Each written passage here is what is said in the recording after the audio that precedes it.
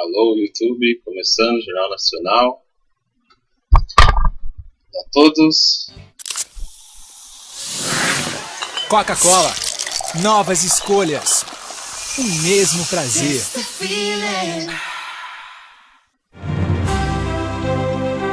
Crefisa oferece Jornal Nacional. Boa noite. Boa noite. Um choque na conta de luz. Dívidas do governo com empresas de energia provocam um aumento para o consumidor ainda este ano. O ataque de assaltantes a uma empresa de valores mobiliza dezenas de policiais no Recife. O ex-governador do Rio, Sérgio Cabral, admite que usava helicópteros para fins particulares. O governo dos Estados Unidos anuncia maior rigor no combate a imigrantes ilegais. As deportações devem aumentar. Termina em Israel o julgamento do soldado israelense que executou um palestino dominado. A Fórmula 1 apresenta novidades da temporada 2017. E o Senado sabatina Alexandre de Moraes, indicado para o Supremo Tribunal Federal. O Jornal Nacional está começando.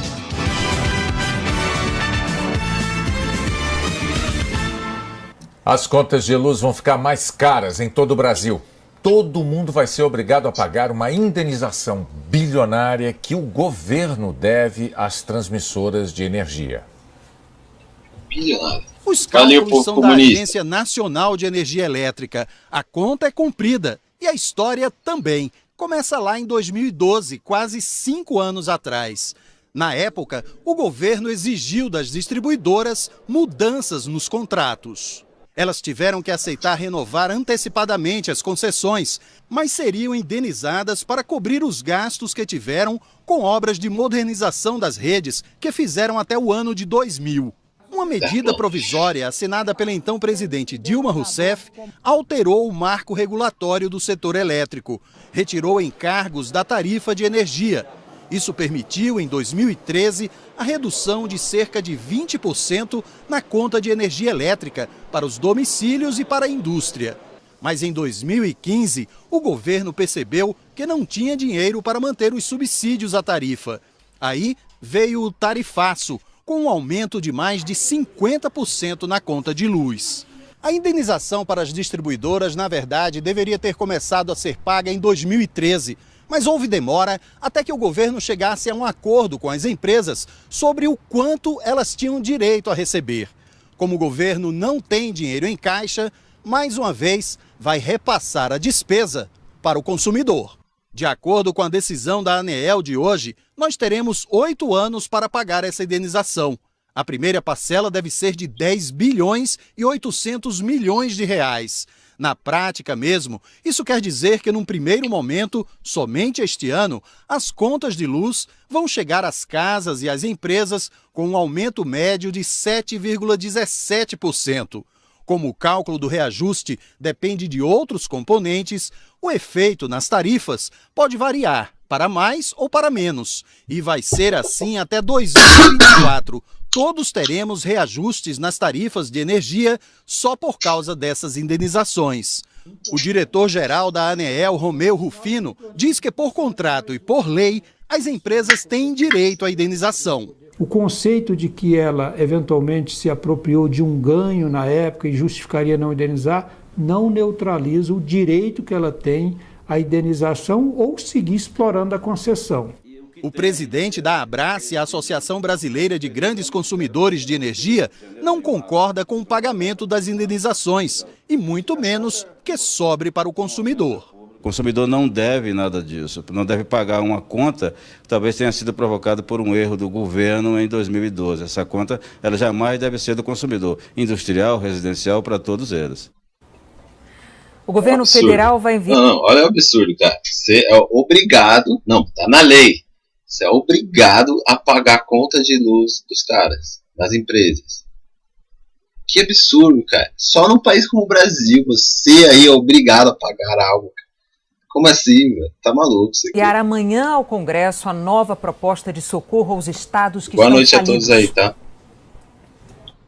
Eu não consigo escrever no chat. A proposta exige ações rigorosas, Para ter direito a renegociar a dívida com a União, com 20 anos de prazo e 3 anos de carência, sem pagar as parcelas, o Estado vai ter de oferecer, por exemplo, a privatização de uma empresa pública na área de energia, saneamento ou do setor financeiro, para servir como garantia.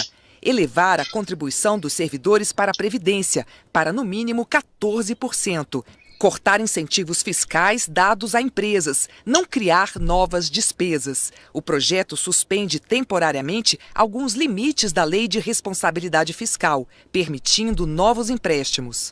O presidente da Câmara admite que tentou convencer o governo a retirar do texto as obrigações dos estados para ter acesso ao socorro. Conversei com o ministro Henrique Merletti, com a ministra Guedes, tentando convencê-los de que era mais fácil e talvez fosse possível sem as contrapartidas, deixando um artigo na lei dizendo que o presidente da República poderia decidir as contrapartidas estado por estado. Mas ela reafirmou, né, como órgão responsável por essa parte no governo, que do ponto de vista dela não é possível que esse acordo possa dar tranquilidade ao presidente da República sem as contrapartidas explícitas no texto. O presidente Michel Temer alertou para a importância de resgatar as contrapartidas, as tarefas que os estados precisariam cumprir e que foram rejeitadas no ano passado pelos deputados. Nós só poderemos auxiliar a União Federal se nós tivermos essa conjugação, a lei federal autorizadora das chamadas contrapartidas e a lei estadual fazendo as contrapartidas, sob pena de nós incidirmos na lei de responsabilidade fiscal, o que seria política e economicamente desastroso para o governo federal. O governo federal já ajudou e muito estados que falharam na administração do dinheiro do contribuinte e quebraram. Foi nos anos 90, até bancos estaduais estavam comprometidos. O governo federal renegociou dívidas, estendeu prazos e, para que a situação de descontrole não voltasse a acontecer, foi criada a Lei de Responsabilidade Fiscal, com limites rígidos e punições para o mau gestor. Mas 16 anos depois, Rio de Janeiro, Rio Grande do Sul e Minas Gerais decretaram calamidade financeira, atrasaram ou parcelaram salários, suspenderam serviços. O Rio de Janeiro deixou de pagar empréstimos com bancos e instituições que eram garantidos pelo Tesouro Nacional. A União teve de honrar mais de 2 bilhões de reais no ano passado. E os 3 estados amargam rombos gigantescos. Para este ano, o Rio de Janeiro projeta pelo menos 26 bilhões de reais de déficit. Rio Grande do Sul, cerca de 5 bilhões. E Minas, 8 bilhões de reais. Outro fator preocupante: 8 estados estouraram o limite de gastos com pagamento de salários, que é de 60% do que arrecadam. O movimento de despesas continua mais ascendente. E também indiretamente incentivado por estímulos vindos do governo federal. O governo federal também permitiu com que os estados tomassem novos empréstimos, se endividassem mais e gerando mais gastos, mas também um passivo, em termos de dívida. Então, o que aconteceu nos estados recentemente? Aumento dos gastos, sejam investimentos, sejam gastos com folha, com pessoal, reajustes, numa situação onde as receitas já vinham caindo e também por um incentivo, vamos dizer, perverso, vindo do governo federal, estimulando esse endividamento para impulsionar esses gastos. Mas em meio a essa crise, há estados como o Espírito Santo e Piauí que fizeram o dever de casa e estão com as contas sob controle, dentro da lei, apesar da recessão. A Globo falou que o Espírito Santo tá com as contas sob controle. É isso, Brasil. Você vive para pagar salário de vagabundo. Que derrubou a arrecadação em todo o país. A Assembleia Legislativa do Rio de Janeiro aprovou hoje 2 mudanças no projeto de lei que autorizou a venda da Companhia Estadual de Águas e Esgotos. A privatização da SEDAI é uma das condições impostas pelo governo federal para liberar um pacote de socorro financeiro para o Estado. Uma das mudanças aprovadas destina o empréstimo de 3,5 bilhões de reais de bancos federais prioritariamente ao pagamento de servidores estaduais. A outra mudança mantém a chamada tarifa social, que determina preços menores para o abastecimento de áreas mais pobres. No Recife, uma quadrilha atacou com armamento pesado uma empresa de transporte de valores. Na madrugada, um tiroteio intenso aterrorizou os moradores da zona oeste do Recife. Minha gente, até metralhadora tá tendo. Tocaram fogo em 2 carros aqui na Avenida Recife, meu irmão. A perseguição começou quando 2 caminhonetes e um caminhão pintados de preto passaram por uma blitz e atiraram contra os policiais. Enquanto a polícia chamava reforço, eles seguiram para o assalto. 30 assaltantes armados com fuzis e metralhadoras invadiram esta loja de conveniências de um posto de combustível, vizinho de uma empresa de transporte de valores. 5 funcionários da loja foram rendidos. Eles atiraram nas câmeras, para não ter imagens, e depois houve a explosão no muro entre a Brinks e o posto. Os bandidos abriram o caminho com uma série de explosões até chegar aos cofres. O estrago foi grande, paredes derrubadas, muitos escombros. Eles foram cercados pela polícia e começou uma grande troca de tiros. Se eu disser que teve 2.000 tiros, foram poucos. Muita gente se assustou. Tiro de fuzil, metralhadora, estrondo de caixa eletrônica, o maior barulho do mundo. Muito terror. 5 pontos de acesso foram fechados pelos bandidos próximos à empresa de transporte de valores Brinks. Um numa ponte, 3 em ruas e avenidas e outro num viaduto. Os bandidos incendiaram 5 carros para bloquear a passagem da polícia. 3 policiais ficaram feridos. O assalto à empresa de transporte de valores essa madrugada entra para as estatísticas da violência em Pernambuco. Os números aumentam mês a mês. Só em janeiro deste ano, 479 pessoas foram assassinadas no estado. Uma média de 15 assassinatos por dia. O número é 35% maior do que em janeiro do ano passado. O número de assaltos a ônibus mais que dobrou. Foram quase 200 em janeiro, uma média de 6 por dia. O governo do estado trocou o comando da Polícia Militar e a chefia da Polícia Civil para tentar diminuir a violência. O novo comandante da PM disse que a polícia agiu rápido. A Polícia Militar está nas ruas, está atenta, né? Nós temos a força-tarefa e estamos evitando todos os esforços para desarticular essas quadrilhas. À tarde, a Polícia Civil mostrou o material encontrado dentro de 4 carros abandonados durante a fuga pelos bandidos. Também foi encontrado um galpão onde os assaltantes planejaram o assalto. A Brinks declarou que está colaborando com as autoridades nas investigações e não informou o valor roubado. Cara, a Globo não vai falar para vocês, né, que essa quadrilha faz parte do narcotráfico.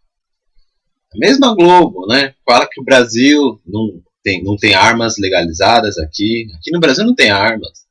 Não, aqui a gente também proibiu as drogas, não tem drogas no Brasil.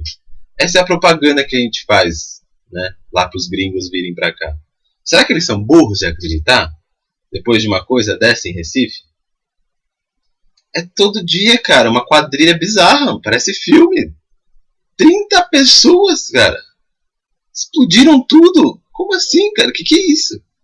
Filme de Hollywood dá pra fazer? Um assalto explosivo, cara. Estão usando C4 já. E aqui não tem arma no Brasil. Não tem arma pra eu e você, né, cara? E vamos ver se a Globo vai falar que é culpa do narcotráfico isso. Não, porque o narcotráfico dá dinheiro pra eles, cara. Óbvio. 3 policiais se feriram, mas sem gravidade. Ninguém foi preso. A Associação Brasileira das Empresas de Transporte de Valores afirmou que os explosivos e as armas usados pelas quadrilhas em ataques desse tipo têm poder maior do que qualquer blindagem permitida no Brasil e de calibre superior ao usado pelas polícias e pelas empresas de segurança. Nem policial tem bagulho aqui no Brasil, cara. Não, pra quê? Não, policial aqui não tem arma. Policial só precisa de cacetete, velho. Você é louco, Cachoeira. O Brasil pegou fogo, mano. Privada e de transporte de valores. A violência contra jornalistas no Brasil aumentou mais de 60% entre 2015 e 2016. No ano passado, foram 172 casos de violência não letal, como agressões e ameaças à imprensa. Segundo a Associação Brasileira de Emissoras de Rádio e Televisão, a maioria dos ataques partiu de autoridades públicas. Mas o número de assassinatos de jornalistas caiu. Foram 2 mortes no ano passado e 8 em 2015. A seguir, o ex-governador do Rio, Sérgio Cabral, admite que usava helicópteros para fins particulares. A Fórmula 1 apresenta a novidade da temporada 2017. Você está acostumado a ser shake aqui no Brasil. Somente todo para... Quinta vez. O juiz Marcelo Bretas, governador do Rio... O ex-governador do Rio, Sérgio Cabral, é réu pela 5ª vez. O juiz Marcelo Bretas, da 7ª Vara Federal Criminal do Rio, aceitou a denúncia do Ministério Público que aponta a participação do grupo de Sérgio Cabral em mais 148 operações de lavagem de dinheiro. Ele está preso desde novembro. Hoje, num depoimento em outro processo, no Tribunal de Justiça do Rio, Sérgio Cabral disse que, por razões de segurança, usou helicópteros para fins particulares no período em que era governador. O senhor ia sozinho ou era sempre acompanhado da sua esposa e de gente familiares? Às vezes sim, outras a minha mulher se deslocava com os meus filhos, né, a minha família, sem a minha presença.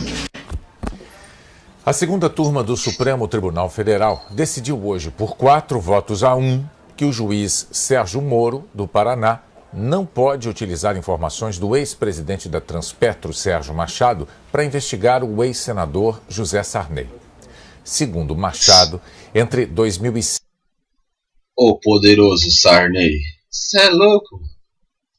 e 2014, Sarney teria recebido propina de R$16.250.000 em dinheiro vivo para manter a base de apoio político dele no Amapá e no Maranhão. Os ministros aceitaram o recurso da defesa de Sarney contra a decisão tomada por Teori Zavascki em setembro do ano passado. Só o relator da Lava Jato, Luiz Edson Fachin, foi voto vencido. Para os demais ministros da turma, as citações a Sarney estão diretamente relacionadas a autoridades com foro privilegiado no Supremo e devem continuar sob análise da Corte. Mas na condição de ex-senador, Sarney não tem foro privilegiado. Em Minas Gerais... Você viu bem que foi o Teori, aquele cara lá do acidente, né? Que a Globo passou como acidente, mas a gente viu aqui que não foi. E aí os caras ainda barram o Sérgio Moro, cara. Mata o Teori e barra o Sérgio Moro. Sarney é o poderoso chefão do Brasil, cara. Ninguém sabe, né? Só ele é dono do Norte, que é o Nordeste. A Justiça Eleitoral cassou os mandatos do prefeito e do vice na cidade de Mariana. Duarte Júnior, do PPS, e o vice Newton Godoy, do PSD, foram condenados por fraude em licitação e compra de votos na eleição do ano passado. Na condenação, a juíza eleitoral Marcela Decá citou o rompimento da barragem de Fundão em novembro de 2015, que deixou 19 mortos, e escreveu o seguinte: a cidade assolada por uma crise financeira e sofrendo com o maior desastre ambiental brasileiro viu seus recursos financeiros serem distribuídos entre vários eleitores como forma de alavancar a candidatura de Duarte. Como cabe recurso, os dois permanecem nos cargos. Duarte Júnior e Newton Godoy se declaram inocentes. Hora da previsão do tempo para todo o Brasil amanhã. Quem sabe de tudo é a Maju Coutinho. Vamos conversar com ela ao vivo em São Paulo. Ô calor, hein, Maju? Vai continuar esse calorão? Boa noite. Renata, que calorão. Vai continuar aí no Rio de Janeiro, principalmente. Tem calor à vista na quarta-feira. Boa noite para você, para o Bonner e para todos. O tampão que está bloqueado. O sol bombando. Aqui em São Paulo, 32, predomínio de sol que pode... Então ela mostra aí como foi o chat aqui com vocês. Agradecer aí as mais de 60 pessoas vendo. Obrigado, galera. Se puderem compartilhando, se inscrevendo. Ajuda bastante o canal. Tem o Derek, o Glauber, Jonatas, Márcio, Lucas, Bruno, Dina, Davizinho, Nazaré, Ezequiel, Senhorita Lu, Lucas, Onil, Jonatas, tem André, tem um monte de gente aqui com a gente, legal. Não dá pra ler toda vez o chat, né? Mas tô aqui com vocês. Eu não tô com problema, eu não consigo escrever no chat. Vou mostrar com isso. Eu não consigo escrever no meu próprio chat, ver se isso é possível.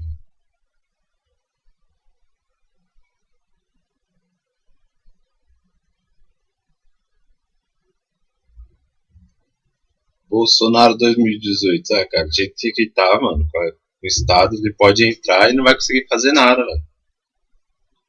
Tem que tirar não só o Bolsonaro, todos os governador, senador, deputado, tudo bandido, cara. Você viu, o Estado gasta mais de 60%, 70% pra pagar salário para pessoas que trabalham pro governo. Essa sopa de letras que a gente tem. Lá como São Paulo parece bonito aí na foto, né? Você é louco. Rio de Janeiro também. O Globo tem o dom dos artistas. Eu vou fazer mais lives, Jonatas Johari. É que nos últimos, desde sexta-feira, desde o primeiro dia que eu fiz, tava com problemas, mas agora eu consegui voltar ao normal. A Fórmula 1 vai ter carros maiores e mais rápidos. Quem mostra é o correspondente do Sport TV, Felipe Brizola. Nessa época do ano, o mistério é o combustível da Fórmula 1. Todo mundo fica ansioso para descobrir o que estará nas pistas a partir do mês que vem. A Renault escolheu Londres, luzes e rock and roll para apresentar o novo modelo da escuderia. Para quem olha de fora, o carro da Renault em relação a 2016 está mais escuro, tem mais tons de preto. Mas essa mudança visual é a menos relevante numa categoria que passou por uma transformação em 2017. Os pneus vão ficar mais largos, 6 centímetros a mais nos dianteiros e 8 a mais nos traseiros. As suspensões, assim como as asas e o assoalho do carro, também vão ser maiores. O tanque de combustível terá capacidade para 105 quilos, 5 a mais do que permitia o regulamento anterior. Os pilotos vão guiar carros 20 centímetros mais largos e que vão ficar até 22 quilos mais pesados. Para o pessoal da Fórmula 1, essas mudanças vão tornar os carros mais robustos, atraentes e velozes. E o mais importante, a categoria ficará mais competitiva. É como se o ano começasse como um papel em branco. É o ponto de partida para todo mundo, disse o piloto alemão Nico Hülkenberg. A liberdade aerodinâmica e os pneus mais largos, que significam mais borracha em contato com o asfalto, garantem um carro muito mais veloz que os do ano passado. Só por fazer o carro andar mais rápido já é divertido. É divertido para os pilotos e espero para quem assiste, disse o piloto Jolyon Palmer. Maiores, mais rápidos e ainda mais badalados. O planeta pode girar à vontade. Os pilotos e os carros continuam sendo as estrelas. A seguir, o julgamento do soldado israelense que matou um palestino. E o plano do governo americano de aumentar a repressão a imigrantes ilegais. Muito estranho isso, né, cara? Como se os palestinos fossem as vítimas do mundo, né? Vai saber se aconteceu, né? Nossa, os caras cheios das propagandas, velho. Já li o chat aqui. E galera que tá chegando agora, boa noite pra vocês.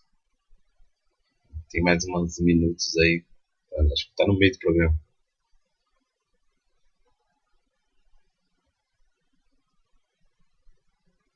E vocês viram o vídeo de hoje lá do Trump? O cara falou que tava uma bosta lá na Suécia, os caras tiraram onda dele. Quero ver se a Globo vai falar disso hoje, né? Normalmente falam do Trump no final.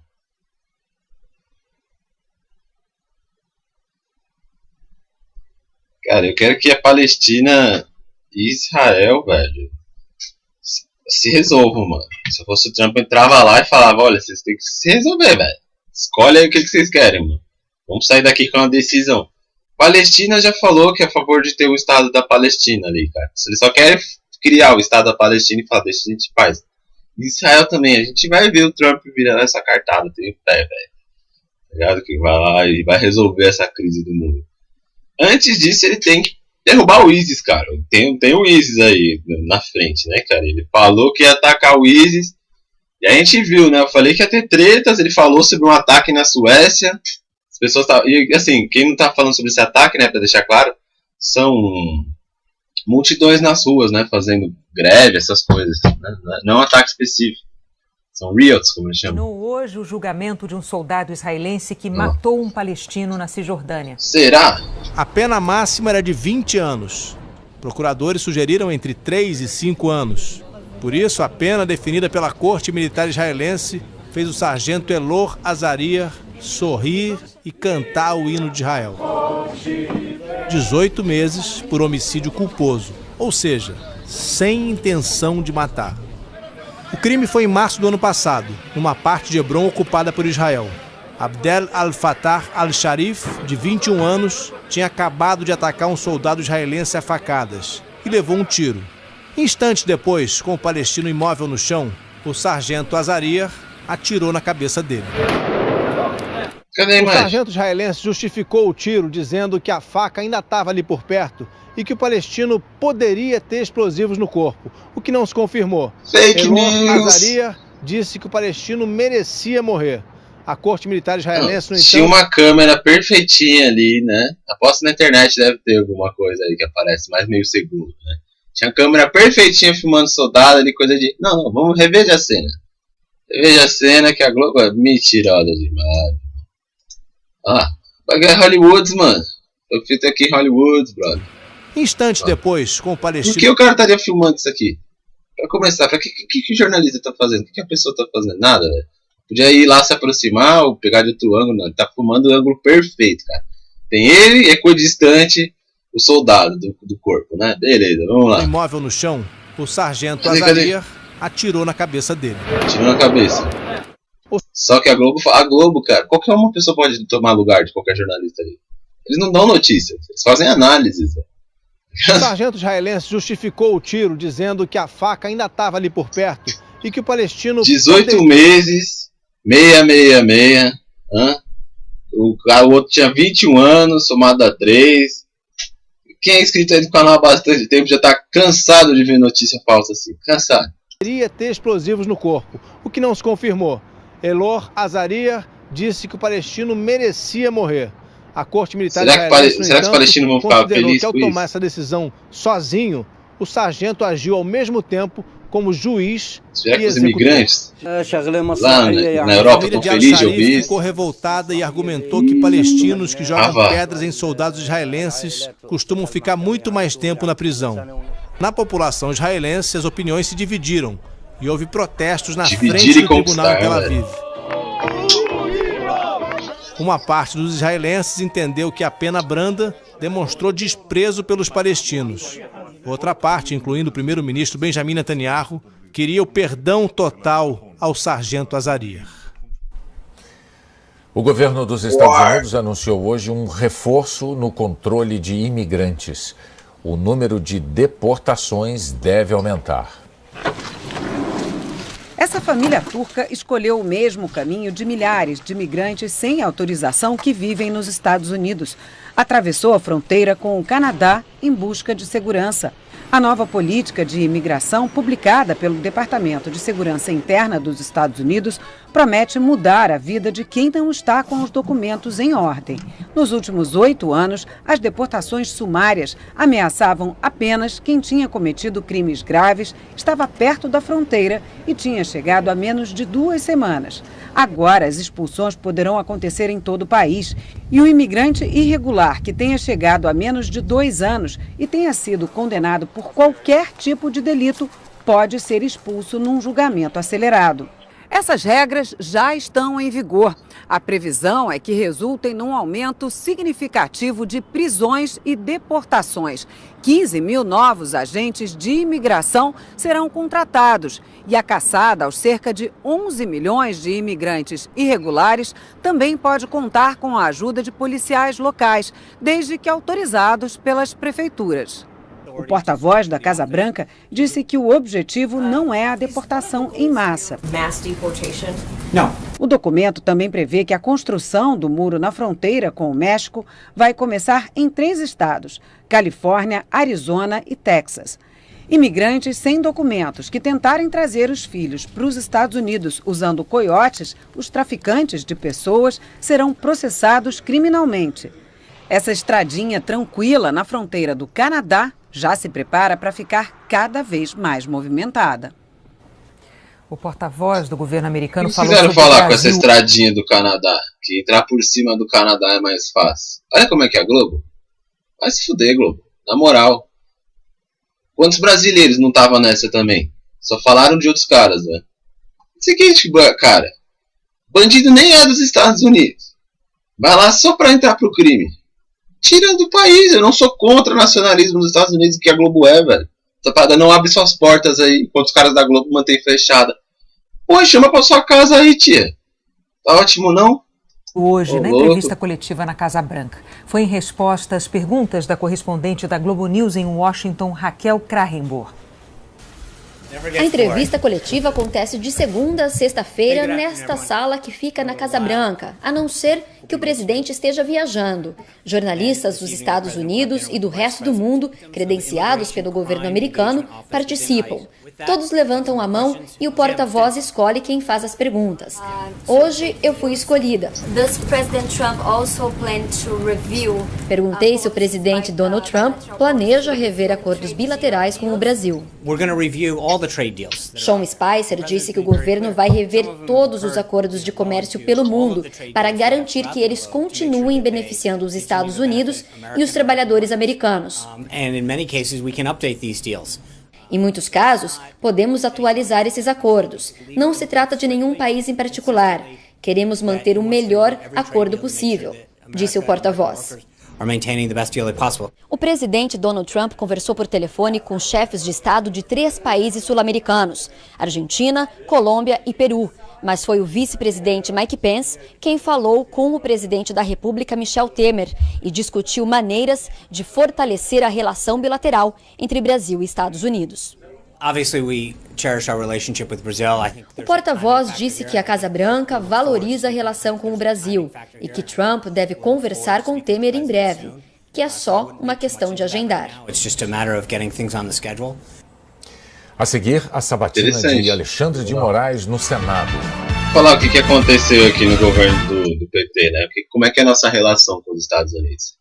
Você acha, né, que nossa querida Dilma e nosso querido Lulita, eles gostam dos Estados Unidos? Eles amam os Estados Unidos? Não, o que o Brasil fez foi um bagulho ilegal contra nós. Tá? Que a gente devia ter pôr eles na rua e encher de porrada. Que é o que eles merecem. Não é esperar Sérgio Moro, não. O que eles fizeram é taxar tudo dos Estados Unidos em 100%. 100%. Tudo que você comprar, você tem que pagar um pro querido Lulinha e sua turma. Ah, isso não, é 60% a taxa. Não. É 60% também do transporte. Então, um produto lá nos Estados Unidos chega 3 vezes mais caro para nós. Tem que deixar um na mão do cara que está trazendo, um na mão do cara do Lulinha, e você paga o seu nos Estados Unidos. Você acha que isso é bom para os Estados Unidos? Ter um país comunista aqui na América do Sul, o maior país, ser comunista e fechar a fronteira com eles? Não, cara, tinha que ser mercado aberto e os Estados Unidos compra lá, pagar o transporte. Eu até entendo, mas do modo que é o transporte, é só caro por causa das taxas, já no transporte. Você acha que os caras conseguem trazer de maneira fácil qualquer produto para cá? Não, Lulinha tem que falar também, não. Traz um para mim, traz um para mim, traz um para mim e um para vocês. Né? Então vamos ver aí essas relações. Espero, cara, que o Bolsonaro seja apoiado pelo Trump, né? Tem muita lenda disso daí, né? Vamos ver se a direita realmente tem chance no Brasil. Eles têm pelo menos mercado aberto. Se os caras quiserem discutir as leis morais, como eu sou libertário e gostaria de discutir, né? Veremos, cara, mas já estando no mercado aberto já seria muito bom para nossa economia. Deixa eu acelerar um pouco. Federação. O ministro licenciado da Justiça, Alexandre de Moraes, está sendo sabatinado há mais de 9 horas pela Comissão de Constituição e Justiça do Senado. Ele foi indicado pelo presidente Michel Temer para ocupar a vaga no Supremo Tribunal Federal, que era de Teori Zavascki. Alexandre de Moraes chegou acompanhado da mulher para a sabatina no Senado. Na apresentação inicial, criticou o ativismo judicial, a interferência do judiciário no executivo e no legislativo. A Constituição não autoriza algo aberto, uma atuação absolutamente subjetiva do Poder Judiciário em relação a todos os temas de interesse nacional, repito, em substituição às legítimas opções do Poder Legislativo. Depois defendeu as conciliações para reduzir o número de processos no Judiciário e encerrou dizendo como pretende agir como juiz do Supremo, caso seja confirmado. Com imparcialidade coragem, dedicação, seriedade e sincero amor à causa pública. 31 senadores se inscreveram para questionar Moraes. O relator Eduardo Braga, do PMDB, fez várias perguntas que recebeu da população pela internet. Uma delas sobre a mulher de Alexandre, advogada com atuação em ações no Supremo Tribunal Federal. A esposa de Vossa Excelência é advogada com atuação perante o Supremo Tribunal Federal. Caso Vossa Excelência seja nomeado ministro no STF, como procederá nos processos em que ela ou seu escritório figure como representante processual e se Vossa Excelência entende isso como um impeditivo à indicação de Vossa Excelência? Obviamente, todos os casos em que o escritório eventualmente atue, já existentes ou a existir, todos eles, obviamente, eu me darei por impedido. Então, ou faria mesmo que não houvesse a previsão legal, mas a previsão legal é sábia para que torne isso caso de impedimento. A oposição fez perguntas duras. Lindbergh Farias, do PT, questionou se ele participaria de julgamentos de processos da Lava Jato. O contexto é muito grave. É uma indicação no momento que esse governo, que indica o nome do doutor Alexandre de Moraes, está sendo acusado os seus principais ministros, e os principais ministros e o próprio presidente Temer respondem às investigações. Vossa Excelência se considera isento para ser revisor da Lava Jato, para participar do processo? Eu me julgo absolutamente, se assim for o entendimento de Vossa Excelência, me aprovando, é capaz de atuar com absoluta imparcialidade, absoluta neutralidade, dentro do que determina a Constituição. Vanessa Graziotin, do PCdoB, mencionou uma tese de Alexandre de Moraes em que ele afirmava que um presidente não deveria fazer indicações para o Supremo. Queria dar uma pausa aí que essa nova direita que surgiu, né, os New Direita, eu não vou falar que também não estou incluído, né, nessa nova direita aí, já que eu sou novo, caramba, tipo, eu tenho 26 anos. Mas é o seguinte, a grande maioria tá falando assim, toda vez que aparece alguém que é conservador, né, que se diz conservador, não é que se diz de direita, o problema é o conservador. Ele é posto à prova de fogo por todos os conservadores, isso é normal, cara. Tá, então quando eu vi esse cara falando que ele não, as pessoas falando, não, ele não é conservador, porque as pessoas não fazem ideia de quem é o cara, né? Tive que pesquisar, fiquei pesquisando a vida do cara. E esse daí é um conservador, mano, do tipo Heil Hitler, tá ligado? Não que ele deve ser um nazista ali, mas, cara, ele é bem nacionalista. Isso você pode ter certeza, tá? Ele vai, com certeza, defender a Constituição, que é conservadora, cara. Quem acha que a Constituição é algo além, não entende dela, tá certo? E esse é, por um acaso, um dos maiores especialistas em Constituição do Brasil, né? Mas eu queria notar que ele mesmo defendeu que ele não poderia agir, cara, em seu doutorado. Tá? Isso é muito estranho. Então, só que não aceitaram. É uma maneira dele se vingar. Ele falou, não, eu falei que tinha que ser assim, não aceitaram, beleza.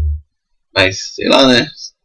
Quem trabalhou em seu governo, caso do próprio Alexandre de Moraes, que é ministro da Justiça, licenciado. Já tive a oportunidade de dizer pessoalmente a Vossa Excelência que acho que o argumento mais competente, o melhor de todos, sem dúvida nenhuma, mais convincente para uma posição contrária à sua indicação foi oferecido por Vossa Excelência mesmo, quando fez um estudo e disse textualmente, aqui já foi lido, eu não vou repetir, que não se deve jamais um presidente da República, alguém que tenha ocupado ou que ocupe cargo de confiança de um presidente da República, ser indicado para o Supremo Tribunal Federal por esse próprio presidente. Não era hora de pegar alguém da cozinha e indicar este alguém para compor o Supremo Tribunal Federal. O que eu falei? Ninguém repetiu, cara. Nossa, que é a ninja aí? Depois nós vemos, né? Deixa eu ver o nome dela aqui. Kátia Fidelity, mano, do Careca, não velho. Se deve jamais se próprio ocupe. Globo é foda, não mostra o nome da mulher, né? Mais competente. Senadora Vanessa Graziottini, PCdoB. Amazônia, né, galera? O melhor já de sabe todos, quem votar aí na jamais próxima, presidente. Turn down for what? Faltou isso no Careca. Cargo de confiança de um presidente da República, alguém da. Alexandre disse que sua indicação para compor o Supremo Tribunal Federal. Na resposta, Alexandre disse que sua indicação segue as regras vigentes no país e que elas garantem sua imparcialidade caso seja aprovado para o Supremo. Que eu falei também. A mesma justificativa. Caralho, maluco. A Constituição devia criar um canal no YouTube e falar disso. Um modelo que não foi alterado pelo Congresso Nacional, seja pela minha proposta, seja ainda por outras propostas, e a Constituição estabelece no artigo 101 e 102 o atual modelo. Bicho e esse vingativo. Atual modelo, eu insisto, como já disse na minha fala inicial, em outras indagações, esse atual modelo eu posso garantir a Vossa Excelência e aos demais senadores e senadoras, eventualmente sendo aprovado, esse modelo vai garantir minha total independência, minha total imparcialidade no julgamento de quaisquer questões. A sabatina começou às 10h15 da manhã. Teve um intervalo de 10 minutos. Ao longo de toda a sessão, Alexandre de Moraes foi perguntado e pôde discorrer sobre temas que estão na pauta do país. Questionou o foro privilegiado para autoridades, tal como ele é hoje. Não tenho dúvida que essa ampliação do foro privilegiado, independentemente de primeira instância ou tribunais que tenham foro, independentemente de quem possa julgar melhor ou não, essa ampliação trouxe dificuldades operacionais aos tribunais que precisam ser sanadas. Defendeu as delações premiadas. Sempre defendi isso desde dos tempos do Ministério Público, onde ainda no Brasil não havia uma regulamentação disso. É um instrumento importantíssimo, um instrumento de persecução penal e de prova, ou pelo menos como a própria lei determina, provas indiciárias não podem condenar, mas permitem a investigação. É um instrumento importantíssimo que permite que nós não fiquemos só na investigação da base de eventuais cadeias criminosas, possamos chegar ao topo. A lei estipula uma série de requisitos, a participação tanto da polícia quanto do Ministério Público e a homologação judicial e, obviamente, vem sendo realizada de uma maneira eficaz. Comentou o projeto das 10 medidas anticorrupção proposto pelo Ministério Público. Calma aí, antes dele comentar, queria notar o seguinte. O Temer escolheu muito bem esse Alexandre, né, o Careca, como ele é chamado.